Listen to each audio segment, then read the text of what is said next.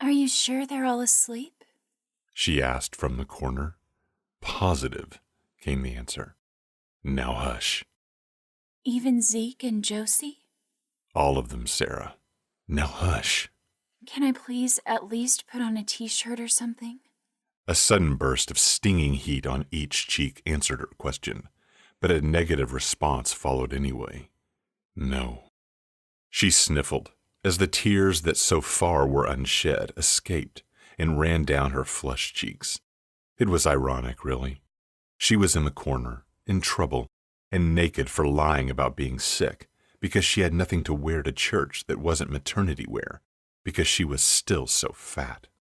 So he made her stand in the corner, wearing nothing, near a mirror. It was torture.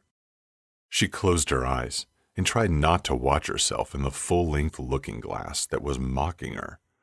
Mirror, mirror on the wall, who's the fattest of them all?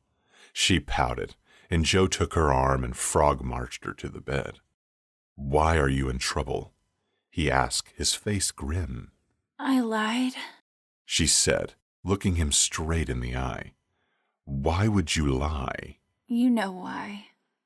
If I ask you a question, it's because I want to hear you answer it. Nothing fits me. I hate still having to wear maternity dresses to church. Why on earth didn't you tell me that you needed clothes? I just couldn't. I couldn't say to you that I was so fat that I had nothing to wear. I don't even want bigger clothes. I just want to fit into my old clothes. You can say anything to me, Joe said, with a thread of emotion cutting into his normally clear voice. I know, She said. The hurt in his voice was making her feel terrible. What you can't do is lie about it. Joe pulled her over his knee and brought his hand down sharply in a fluid movement, first to one cheek and then to the other. If you need something, you have to say. I'm sorry.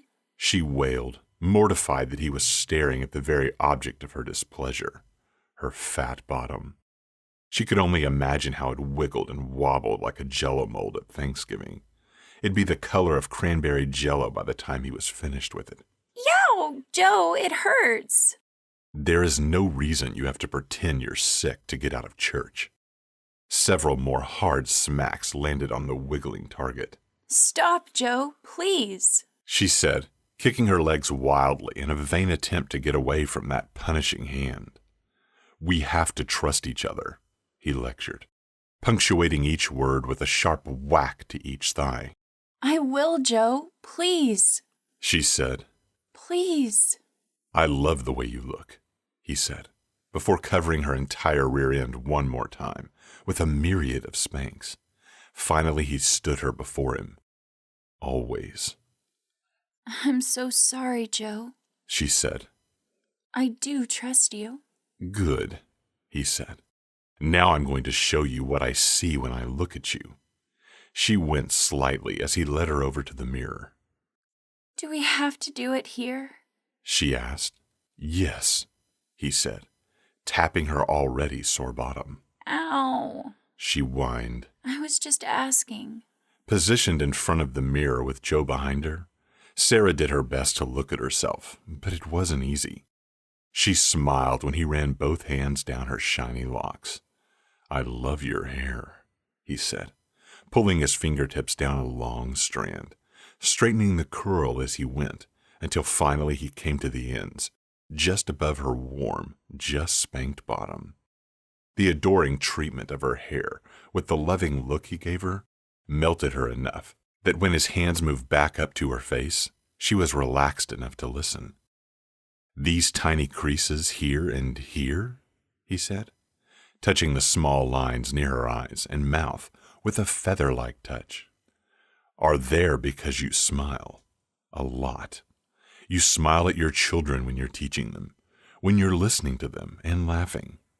Oh, Joe, She said, but the hands had moved down her neck and settled to cup each breast.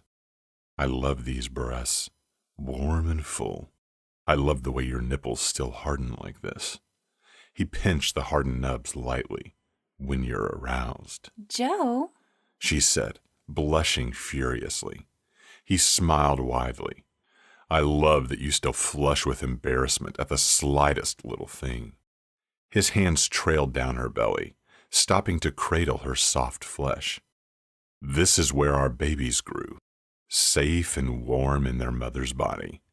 You grew 4 whole human beings in here, They're not in there anymore, Joe.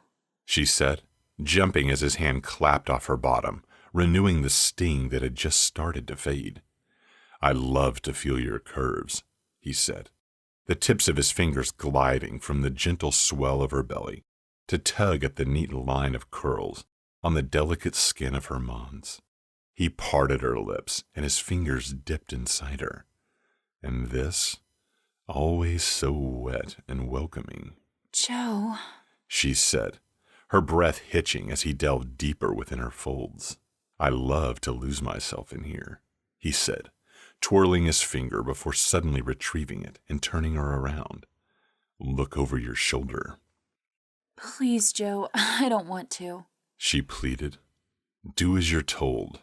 She turned and said nothing as he traced the deep ridge of her spine until he reached her bottom. No. She said as his fingers slid between her round cheeks. You don't like me to touch you here? He asked. When she didn't answer, he added, Don't lie. I don't want to watch. She almost whispered. It's beautiful, he said, rubbing each cheek as though he could erase the pink handprints that decorated it. He tapped each cheek several times. This is what I see, Sarah, and it's beautiful. She looked, but not at her freshly spanked behind, or the fingers that were exploring it. Her eyes were drawn to her husband's reflection in the mirror. The thing that she focused on was her husband's face. All she saw there was love and true admiration. That was all that mattered. Until now, Joe could always make her feel good about herself. From that day, he always made sure she had clothes to wear to church. They hadn't been expensive clothes, but they were nice. She liked them.